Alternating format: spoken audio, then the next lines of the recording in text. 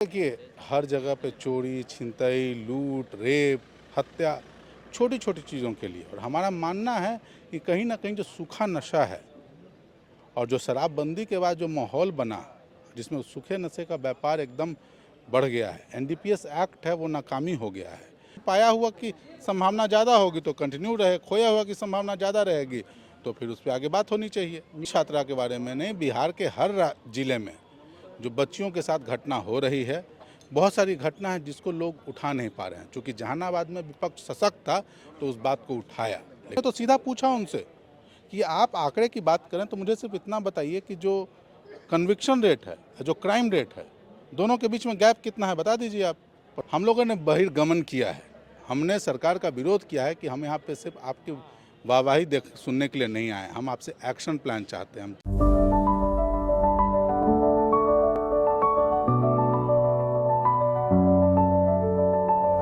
Goal the result factory. RJD विधायक राहुल शर्मा हमारे साथ बातचीत करने के लिए हैं।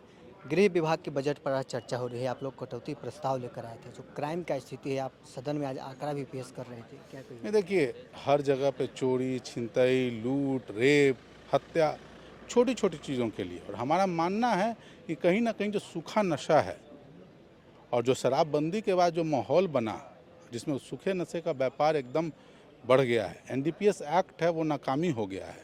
तो इन चीज़ों को हम लोगों ने सदन में रखा और चाहा कि सरकार इस पर संजीदा होकर गंभीरता से देखे।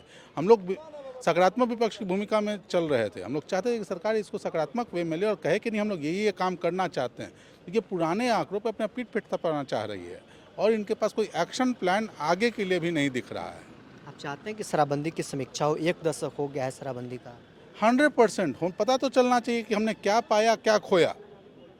हर चीज़ हम लोग करते हैं, घर में भी हमारा बजट चलता है तो हम लोग देखते हैं ना कि भाई ये हमने डाला है तो इससे क्या निकला। पढ़ाई भी करते हैं तो अंतिम में देखते हैं कि हमने ये किताब पढ़ी से निष्कर्ष क्या निकला। हर चीज़ में हम लोग देखते हैं क्या खोया, क्या पाया।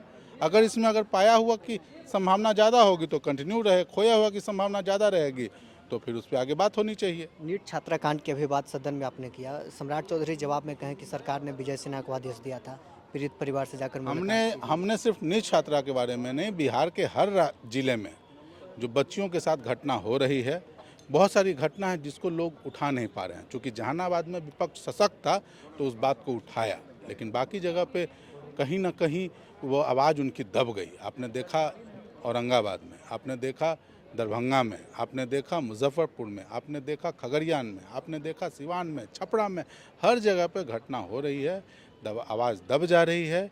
और सरकार जो है इसमें भी ढुलमुल रवैया है।